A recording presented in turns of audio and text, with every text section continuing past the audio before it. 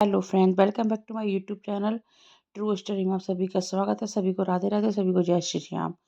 Okay, तो आज कल मैंने आपको प्रेजेंट इंडेफिनिट समझाया था। आज मैं उसके सभी पार्ट्स कराऊंगी। Negative, interrogative, WH family.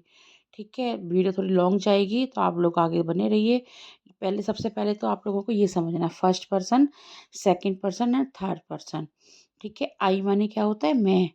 माई माने मेरा। मी मीन्स मुझे। वी माने हम, अवर हमारा, अस हमें, यू तुम, योर तुम्हारा, यू तुम्हें, ही वह, हिज अपने के लिए लगाते हैं हम। हिम माने उससे होता है। सी वह, हर और हर, दे देयर, देम, इट। तो इनका यूज कैसे होता है? जैसे आई के साथ में अपने के लिए हम क्या लगाएंगे? माई लगाएंगे। और मुझे आ जाता है बीच में तो मी लगा देते हैं। ठीक है, तो और बी माने क्या होता है? हम होता है। तो हम के साथ में अपने के लिए क्या लगाएंगे? हमारा। तो अवर, अपने के लिए भी तब भी अवर आ जाएगा। ठीक है, तो ये अपने के लिए जैसे सी के साथ में अपने की स्पेलिंग क्या आएगी? हर आएगी। जैसे उसकी, उसकी मदर, उसकी मम्मी, तो हर मदर, उसके पापा, हिज फादर। ऐसे अब उसके या उसकी, इनके लिए भी हम ही हिज लगाते हैं। ओके, तो ये फर्स्ट पर्सन, सेकंड पर्सन आगे इंटर, जब ग्रामर में अभी पार्ट्स चलेगा ना, डायरेक्ट, इनडायरेक्ट, एक्टिव, पैसिव, उसमें यूज होंगे। तो आप लोगों को जब से इंग्लिश स्टार्टिंग से मैं करा रही हूँ, जिससे आप लोगों को समझ आ सके। ठीक है, तो आप लोग देखिए, ये हो गया हमारे first person, second person, third person. ठीक है, अब आता है हमारा क्या? Present indefinite. प्रेजेंट इंडेफिनिट का अब निगेटिव कराया है। नेगेटिव में पहचान तो पता ही है आप सभी को, ता है, ती है, ते है। और इसमें क्या आता है? नहीं शब्द दिया जाता है। बनाने का नियम है, सबसे पहले एक वचन। एक वचन मतलब सिंगुलर के साथ हेल्पिंग वर्ब डू डज लगती है इसमें, और वर्ब की ओनली फर्स्ट फॉर्म आती है। बहुवचन के साथ में क्या आता है? डू आता है। और डू इसमें प्लूरल होता है ये, और प्लूरल के साथ में वर्ब की ओनली फर्स्ट फॉर्म, दोनों में ही फर्स्ट फॉर्म आएगी हेल्पिंग वर्ब के साथ। ठीक है, तो सबसे पहले हम क्या लिखेंगे? सब्जेक्ट। इसमें नहीं शब्द दे रखा होता है ना, तब हम निगेटिव, तब हमें पता चलता है निगेटिव है ये।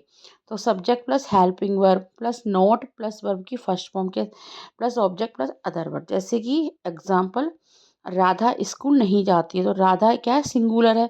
तो Radha does not go to the school. इसके मैं बहुत सारे वाक्य की वीडियो बनाऊंगी मिक्सअप, जब से प्रेजेंट इंडेफिनिट का पूरे इंटरोगेटिव डब्ल्यूएच फैमिली क्लियर हो जाएगा, उसके बाद में मैं इसकी वीडियो डालूँ। क्योंकि बच्चे कभी कभार देखते हैं ना, तो उसमें क्वेश्चंस स्कूल से या ट्यूशन से मिलते हैं उनको, तो उन्हें सेंटेंस पूछने होते हैं कि कुछ सेंटेंस प्रेजेंट इंडेफिनिट के बताओ।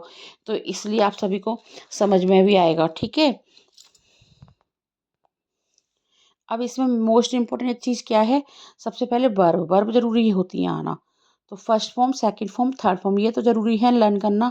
बाकी फॉर्म आप लर्न करो या मत करो, लेकिन इंपॉर्टेंट क्या है? जो आईएनजी वगैरह की नहीं करनी होती, लेकिन फर्स्ट, सेकंड, थर्ड फॉर्म जरूरी होती है। तभी तो आप लोगों को सेंटेंस बनाने आएंगे, और सेंटेंस बनाने आ गए तो क्वेश्चन आंसर भी बना सकते हो।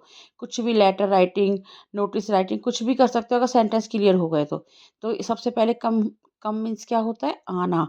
कम, केम, कम। डिग मीन्स क्या है? खोदना। डिग, डग, डग। ड्रॉ, ड्रॉ मीन्स क्या होता है? खींचना। Drew, drown. ड्रीम, स्वप्न देखना। Dreamed, dreamed. ड्रिंक माने क्या होता है? पीना। Drank, drunk. ड्राइव मीन्स चलाना। Drive, drove, drove. ड्राइवन।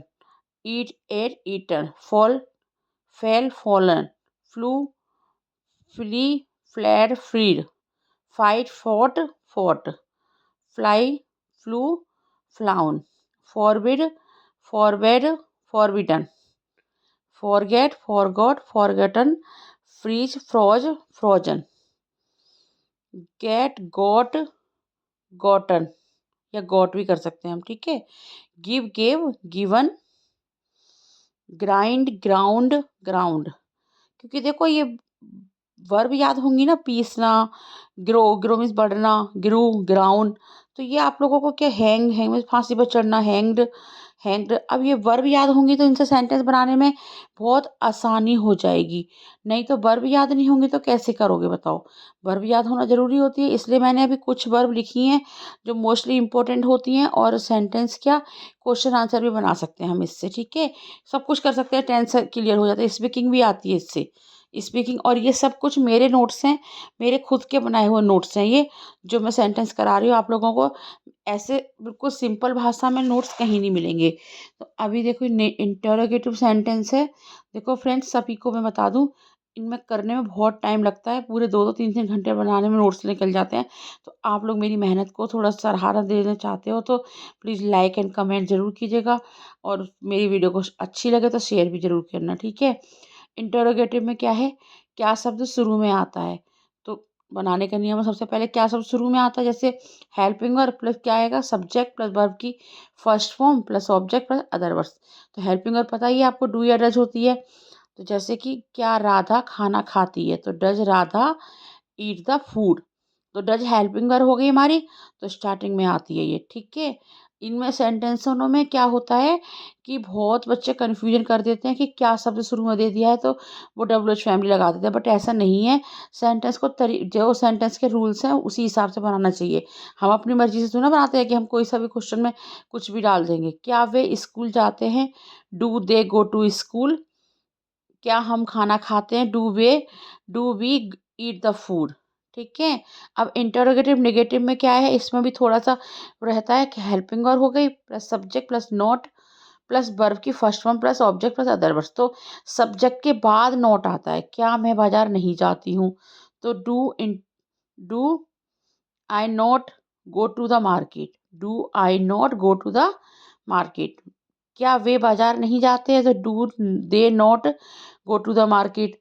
क्या वह खाना नहीं खाती है, does she not eat the food. क्या वह कपड़े नहीं बेचता है, does he not sell the clothes. तो ये कुछ सेंटेंस थे, और इंटरोगेटिव नेगेटिव भी हो गया और इंटरोगेटिव।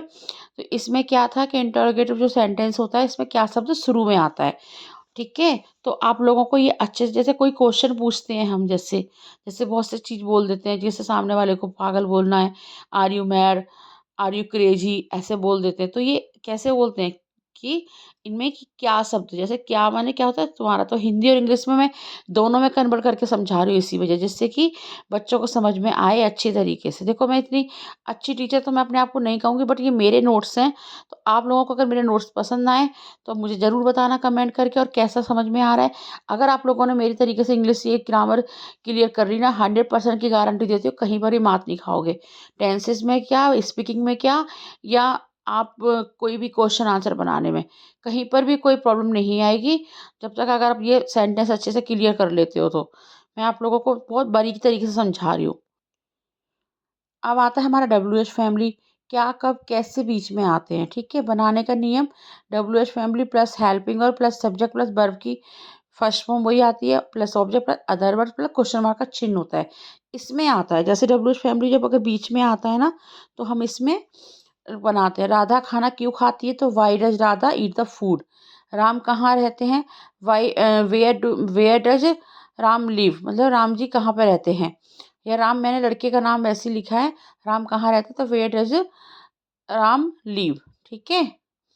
अब डब्ल्यू एच फैमिली का नेगेटिव क्या होता है, डब्ल्यू एच फैमिली में नेगेटिव क्या होता है, W H family plus helping plus subject plus note, उसके बाद ऑब्जेक्ट वर्ब, उसके बाद ऑब्जेक्ट, उसके बाद अदर वर्ड, क्वेश्चन वर्ड का चिन्ह, ठीक है।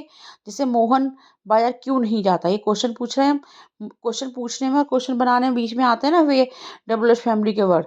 तो why does Mohan not go to market, question mark चिन्ह। गीता गाना क्यों नहीं गाती है, why does Geeta not sing a song. हम बाजार क्यों नहीं जाते हैं, why do we why do not go to market. अब ये देखो, ये सेंटेंस मैंने आप लोगों को क्लियर कराए। देखो छोटी सी बात मेरी समझना, आप लोगों को अगर जैसे कुछ सेंटेंस आप बोलते हो हिंदी में, वो अगर इंग्लिश में ट्रांसलेट करने हैं तो बिल्कुल सिंपल तरीके से ऐसे ही ट्रांसलेट होंगे। और अब मैं ये नहीं कह रही कि मेरा ही पढ़ाया हुआ बहुत अच्छा है, बट हाँ मैं इतनी गारंटी से ज़रूर कहती हूँ, अगर मेरे नियम से किसी ने पढ़ लिया ना, वो 100% मैं गारंटी देती हूँ उसकी इंग्लिश बहुत अच्छी हो जाएगी, बहुत अच्छी। वो कहते हैं ना बहुत ज़्यादा अच्छी, बेस्ट, तो वो हो जाएगी। देखो बाकी का कोई भी सीख सकता है इंग्लिश, बड़ा हो चाहे छोटा हो, इंग्लिश सबको आनी है, सबको आनी चाहिए इंग्लिश। क्योंकि आजकल देखो इंग्लिश में कुछ वर्ड ऐसे होते हैं समझने के लिए बाहर जाना पड़ता है, जो पहले के बड़े लोग थे उनको थोड़ा इंग्लिश नहीं आती थी तो बच्चों से अब समझते हैं। तो मैं तो सबको कहती हूँ इंग्लिश कोई इतना डिफ़िकल्ट सब्जेक्ट नहीं है। आप लोगों को क्लास लेनी है तो मेरी क्लास से जॉइन रहिए और मेरा यूट्यूब पर चैनल है ट्रू स्टडी के नाम से, ट्रू स्टडी चैनल है मेरा यूट्यूब पर। तो आप लोग यूट्यूब पर भी जॉइन रहिए और फ़ेसबुक पर भी मैं वीडियो अपलोड करती हूँ, तो आप लोग मेरे को सपोर्ट कीजिएगा। चैनल को लाइक एंड सब्सक्राइब ज़रूर कीजिएगा। थैंक यू सो मच, आप लोगों का सपोर्टिंग से मैं बहुत आगे बढ़ रही हूँ और मुझे पता है मैं आगे बढ़ूँगी। क्योंकि देखो मैं मेहनत बहुत करती हूँ। मैं अभी दिन में क्लास लेती हूँ, मेरे गले की आवाज़ भी आप लोगों को समझ में आ रही होगी। मैं दिन में भी ट्यूशन की क्लास लेती हूँ, मॉर्निंग में और इवनिंग में, दोनों टाइम मेरी क्लासेस होती है। उसके बाद में मैं अभी 2:30 बजे हैं रात के। क्यों अभी मैं इसलिए वीडियो बना रही हूँ, अगर दिन में क्या होता है थोड़ा शोर-शराबा होता है तो वीडियो में आवाज़ें आती हैं, मुझे वो अच्छा नहीं लगता और यूट्यूब में भी आवाज़ें जाएँ तो वो सही नहीं होती। मैं चाहती नहीं हूँ कि मैं अपनी वॉइस में वीडियो अपलोड करूँ, इसलिए मुझे रात में जग के वीडियो बनानी होती है। नहीं तो इधर-उधर की आवाज़ें आती हैं तो मुझे पसंद नहीं है। आप लोगों को मेरी वीडियो पसंद आए, शेयर करना, लाइक करना, कमेंट करना और ज़रूर बताना कि आप लोगों को टेंस कैसे लगे समझाने में, समझने में और आप लोगों को समझ आए हों तो थैंक यू सो मच।